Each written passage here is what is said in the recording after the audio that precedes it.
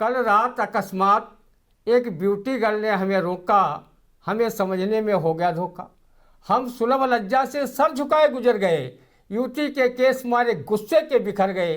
वो बोली, शहर के जमा मर्दों आओ और इस शरीफजादे से मुझको बचाओ। गोपियों के चीर हरो शर्म ना करो, क्रूरता भी कांप जाए कर्म हो करो। लुप्त मिले मुफ्त की उम्र खयाम की कसम।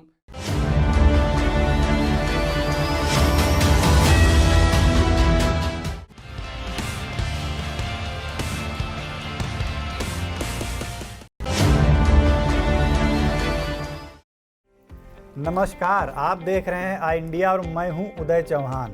हमारे साथ में मौजूद हैं वरिष्ठ पत्रकार और साहित्यकार ज्ञान प्रकाश सिंह प्रतीक। हम फिर हाजिर हैं आपके सामने अपना साप्ताहिक और व्यंग्यात्मक शैली में प्रस्तुत किया जाने वाला प्रोग्राम रंधा लेकर। इसमें देश दुनिया की बड़ी खबरों को शामिल किया जाता है। उन खबरों पर रंधा व्यंग्यात्मक लहजे में अपनी टिप्पणी करता है। तो आइए हम शुरुआत करते हैं आज के कार्यक्रम की।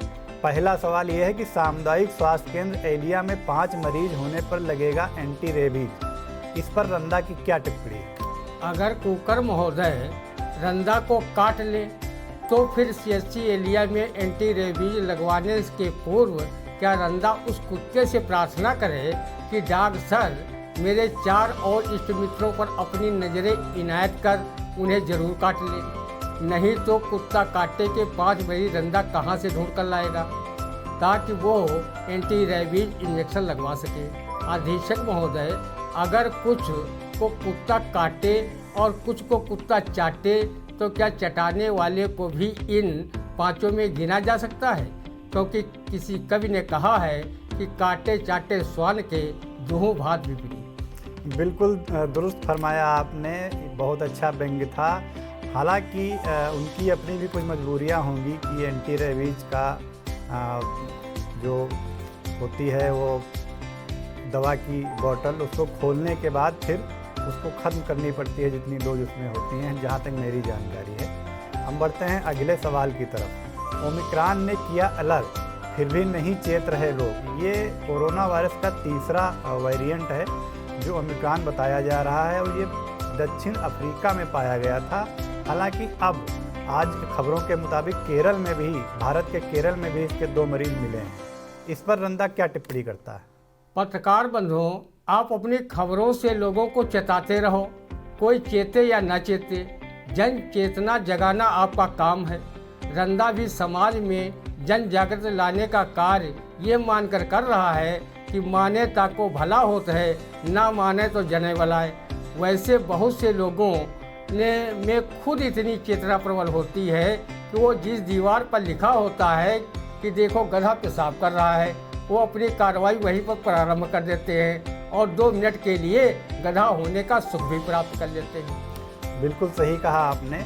लेकिन जो ये कोरोना का तीसरा वेरिएंट आया है वो फ़िलहाल उस पर रिसर्च चल रहा है, वो कितना खतरनाक है पहले वाले वेरिएंट से या कितना क्या है। लेकिन इंडिया की भी आप लोगों से अपील है कि कोविड के प्रकोप को देखते हुए और जो नई इसकी प्रजाति आई है वायरस की, उसको देखते हुए आप लोग कृपया सावधानी बरतें, क्योंकि लापरवाही भारी पड़ सकती है। चलिए हम आगे बढ़ते हैं। लहरपुर के कटेसर गांव के ग्रामीणों ने आवारा पशुओं से निजात दिलाए जाने की मांग उठाई। इस पर रंधा की टिप्पणी सुनिए। जिन्हें आप आवारा पशु कह रहे हैं उनमें से अधिकांश गौवंशी पशु हैं। कितनी बड़ी विडंबना है, जिस गाय को माता कहते हो उसी को आवारा कहते हुए जरा भी लज्जा नहीं आती?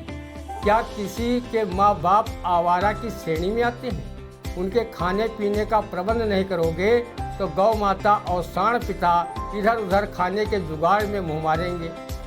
आप उनके खाने पीने रहन सहन का प्रबंध करो तो वो आवारा शब्द के कलंक से तो बच ही जाएंगे और खुशी खुशी तुम्हें अमृत समान दूध घी मक्खन तो देंगे ही, साथ ही गोबर देकर तुम्हारी खेती को उपजाऊ बनाएंगे। बिल्कुल बहुत ही सकारात्मक टिप्पणी है ये, और आपने जो कहा बिल्कुल सही बात है कि जो आवारा कहा जाता है वो कहना गलत है, क्योंकि अधिकतर देखने में आया है कि वो गौवंशीय पशु ही होते हैं जिन्हें आवारा कहा जाता है। उनमें आपको भैंस नहीं दिखाई देगी, सारे के सारे गौवंशीय पशु हैं। अगला सवाल है, रामपुर मथुरा में आरएसएस के विभाग प्रचारक बैरिस्टर जी ने कहा कि इतिहास में असली शहीदों के योगदान की चर्चा नहीं होती। इस पर रंदा क्या टिप्पणी करता है? संघ के विभाग प्रचारक बैरिस्टर जी, क्या शहीद भी असली नकली होते हैं? रंदा तो देश हित में शहीद लोगों की इज्जत उन्हें असली मानकर ही देता रहा है।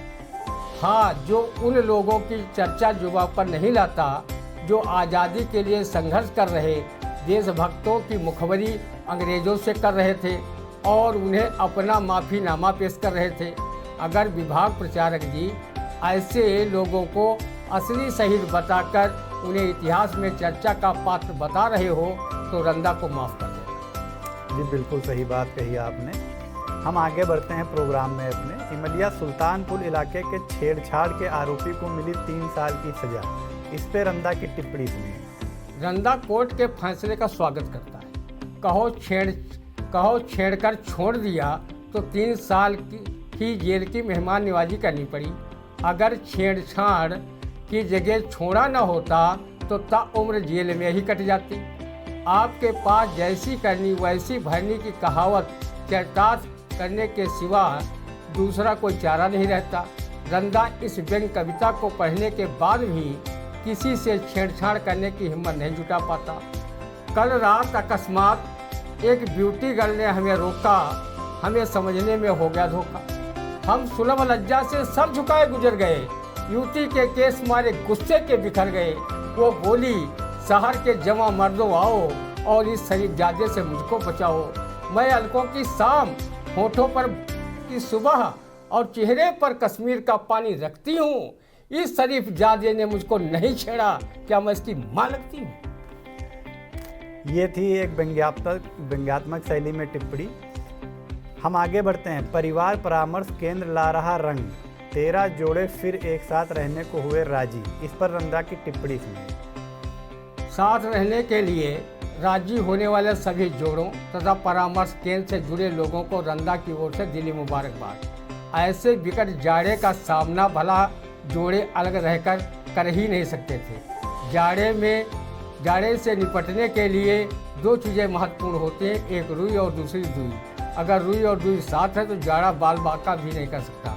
अब जोड़ी फिर से बन गई है तो फिर जोड़ी बनाने वाले परामर्श केंद्र वालों को धन्यवाद देते हुए जाड़े से संघर्ष करने में अपनी भूमिका का निर्वहन करें। बिल्कुल, बहुत अच्छा व्यंग्य था ये। परिवार परामर्श केंद्र यकीनन सराहनीय काम कर रहा है। लगातार वो जिन पति पत्नी में अनबन हो जाती है उनकी काउंसलिंग कर उनको फिर से एक साथ रहने के लिए राजी करने का काम लगातार कर रहे हैं।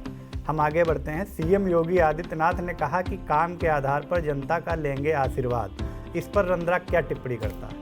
काम के आधार पर 2017 में अखिलेश यादव ने काम बोलता है का प्रचार कर जनता से आशीर्वाद मांगा था, लेकिन जनता आपकी पार्टी को बिना काम के ही सत्तारूढ़ कर दिया था। आप अखिलेश के काम वाले नारे से ध्यान हटाकर राष्ट्रवाद धर्मवाद की पुड़िया जनता के बीच छोड़ें और हिंदुत्व शब्द का जाप करें और कराएं। जनता शायद आपको फिर आशीर्वाद दे दे। रंदा को कोई आपका काम भी इतना अच्छा दिखाई नहीं देता जिसके दम पर आप दोबारा जनता से आशीर्वाद प्राप्त कर सकें। रंदा कहीं आपकी जगह होता तो वो काम की बात नहीं करता, क्योंकि संत हमेशा काम क्रोध मद लोभ से दूर रहते हैं। अगर काम ही बड़ी चीज़ होती तो किसी व्यंग्यकार को ये लिखने की आवश्यकता ही नहीं पड़ती। काम की न करो बात राम की कसम, काम नाम धाम सब आराम में भस्म। किसी तीर्थ पर कभी न जाइए, रविंद्र सरोवर में डट के नहाइए। गोपियों के चीर हरो शर्म ना करो, क्रूरता भी कांप जाए कर्म हो करो। लुप्त मिले मुफ्त की उम्र खयाम की कसम, काम की न करो बात राम की कसम। काम नाम धाम सब आराम में भस्म। बिल्कुल, बहुत अच्छा व्यंग्य था ये। कांग्रेस की राष्ट्रीय महासचिव प्रियंका गांधी ने मुरादाबाद में कहा कि इस बार जाति धर्म नहीं मुद्दों के आधार पर दीजिए वोट। इस पर रंदा की टिप्पणी सुनिए। आदरणीय प्रियंका जी, अगर धर्म जात की अफीम खाकर सो रही जनता मुद्दों के आधार पर वोट करती तो क्या हमारा उत्तर प्रदेश विकास के मामले में देश में तीसरे स्थान पर होता। गरीबी में भी अन्य राज्यों की तुलना में काफ़ी आगे है। मुद्दों की राजनीति अगर नेता करते तो ना ही देश में जातीय संघर्ष व दंगों की घटनाएं होती और ना ही देश समाज में हिंसा का बीज ही पुष्पित पल्लवित होता। सभी लोग भाईचारे व सद्भावना से रहते और देश तरक्की की दिनों दिन सीढ़ियाँ चढ़ता। रंदा का मानना है कि अंग्रेज जरूर 75 वर्ष पहले देश छोड़कर चले गए, पर बांटो और राज करो का फार्मूला देश के नेताओं के जहन में घुसेड़ गए। इसीलिए वो सत्ता प्राप्ति के लिए धर्म व जात की राजनीति करते हैं। प्रियंका जी, जिस दिन लोग मुद्दों के आधार पर नेता व पार्टियां राजनीति करने लगेंगी उस दिन कई राजनीतिक दलों के दुकानों में स्वतः ताले लग जाएंगे। बिल्कुल, बहुत ही सकारात्मक टिप्पणी है। आज की राजनीति यकीनन जिस रास्ते पर चल रही है, जिस ओर जा रही है, वो चिंता का विषय है। जनता के मुद्दे और जनता की समस्याएं दिखाई ही नहीं देती हैं। जाति धर्म हावी है राजनीति में। हमारा अगला सवाल है, भारत की एथलीट अंजू बॉबी जॉर्ज को मिला सर्वश्रेष्ठ महिला का पुरस्कार। इस पर रंदा क्या टिप्पणी करता है? महान एथलीट अंजू बॉबी जॉर्ज को इस उपलब्धि के लिए रंदा की ओर से हार्दिक बधाई। आप इसी तरह ऊंचाइयां छूती रहें ताकि रंदा समय समय पर आपको बधाइयां प्रेषित करता रहे। रंदा भी आपकी तरह ही कहीं महान एथलीट होता और उसे सर्वश्रेष्ठ पुरुष का पुरस्कार मिलता तो वो जब भी आपसे मिलता वो आपको गोस्वामी तुलसीदास की चौपाई से अपना और आपका सम्मान बढ़ाने का प्रयास करता। मौसम पुरुष न तोसम नारी, असंयोग विधि रचा विचार। बहुत अच्छी बात कही आपने। अब हम चलते हैं, इस समय जो सुर्खियां बटोर रहे हैं भाजपा के सांसद वरुण गांधी, उनको लेकर के एक वाक्य है। वरुण गांधी लगातार ट्वीट करके अपनी ही सरकार पर निशाना साधते रहे हैं और अपनी ही सरकार पर हमला बोलने को लेकर वो सुर्खियों में बने हुए हैं पिछले काफ़ी अरसे से। भाजपा सांसद वरुण गांधी ने फिर साधा सरकार पर निशाना। कहा, सरकारी नौकरियां हैं नहीं, कब तक बर्दाश्त करेगा भारत का युवा। इस पर रंदा क्या टिप्पणी करता है? माननीय वरुण गांधी जी, आप भी बड़े कमाल की चीज़ कि विपक्ष पर हमलावर होने के बजाय अपनी ही सरकार पर लगातार हमले बोल रहे हैं। कहीं नौकरियों पर तो कहीं कृषि कानूनों पर तो कभी महंगाई को लेकर। ये तो वरुण जी वही बात हुई कि कानी देखे मुड़ फिराए, कानी बिना रहा ना जाए। वरुण जी, अगर आपकी पार्टी की सरकार हर मायने में विफल है तो आप उस पार्टी में अभी तक झंडा लिए क्यों घूम रहे हो? लोग कहते हैं कि जल में रहकर मगरमच्छ से बैर नहीं किया जा सकता। और रही बात युवा सरकारी नौकरी के बिना सरकार को वैसे ही बर्दाश्त कर रहे हैं जैसे पार्टी हाईकमान आप जैसे युवा सांसद को बर्दाश्त कर रही है। रंदा की नेक सलाह है कि वो या तो कोई नई पार्टी बनाए या फिर अपनी ताई सोनिया गांधी की पार्टी में शामिल हो जाएं और पार्टी के विभीषण कहलाने से बच जाएं। जी बिल्कुल दुरुस्त फरमाया आपने। अगला घटनाक्रम है सीतापुर का। सीतापुर में घूस लेते रंगे हाथ पकड़ा गया बिजली का अवर अभियंता अधिराज वर्मा बर्खास्त। इस पर रंदा क्या टिप्पणी करता है? बधाई हो जेई वर्मा जी, और उपभोक्ताओं को घूस का करंट देते देते आपको भी लग गया 440 वोल्ट का करंट। घूस रूपी खुटिया तो बहुत बार खाई होगी, लेकिन नौकरी से बर्खास्त कराने वाली खुटिया तो इस बार कड़ाके की बोली। इस घटना के बाद उन विद्युत अधिकारियों कर्मचारियों की सोच को भी करंट लगा होगा जो उपभोक्ताओं से घूस लेकर अपना नाम राजा हरिश्चंद्र की श्रेणी में गिना रहे थे। वो कहते थे कि घूस में पकड़े जाने पर घूस देने से ही छुटकारा मिलता है। काँप रहा है क्यों वे घूस लेकर, घूस छूट जाती है घूस देकर। बहुत सही फरमाया आपने। रिश्वतखोरी और भ्रष्टाचार हमारे सिस्टम में इस कदर घुल मिल चुका है कि सरकारें और आला अफसरान के लाख चाहने के बावजूद इस पर लगाम नहीं लग पा रही। फिलहाल हम आगे बढ़ते हैं। जौनपुर की जनसभा में रक्षा मंत्री राजनाथ सिंह ने कहा कि किसानों के लिए झुका रहेगा भाजपा का सर। इस पर रंदा क्या टिप्पणी करता है? रक्षा मंत्री राजनाथ सिंह जी किसानों के कथित 3 काले कानून बनाने के लिए सिर झुका रहेगा या उन कानूनों को वापस लेने के लिए।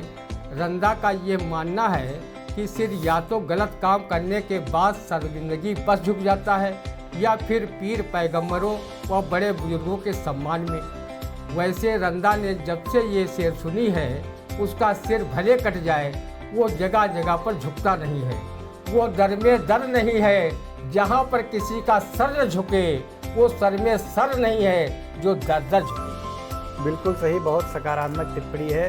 रक्षा मंत्री राजनाथ सिंह ने सीतापुर में बूथ अध्यक्षों का सम्मेलन किया था, उसमें भी उन्होंने ये बात कही थी कि किसान उनके लिए भगवान है और प्रधानमंत्री ने दरिया दिली दिखाते हुए कृषि कानून वापस ले लिए। हालांकि 1 साल के आंदोलन और सैकड़ों किसानों की जान जाने के बाद मोदी सरकार ने यह फैसला लिया। इस पर भी काफ़ी बहस हुई और आज भी जारी है। फिलहाल ये हमारा आज का प्रोग्राम था रंदा, जो हर सप्ताह हम आपके सामने लेकर हाजिर होते हैं। देश दुनिया की घटनाओं पर, घटनाक्रमों पर व्यंग्यात्मक टिप्पणियों के जरिए रंदा अपनी बात बताता है। तो दर्शकों से निवेदन है कि हमारे इस प्रोग्राम को और बेहतर कैसे बनाया जा सके, इसके लिए आप लोग कृपया कमेंट बॉक्स में अपनी प्रतिक्रिया जरूर दें।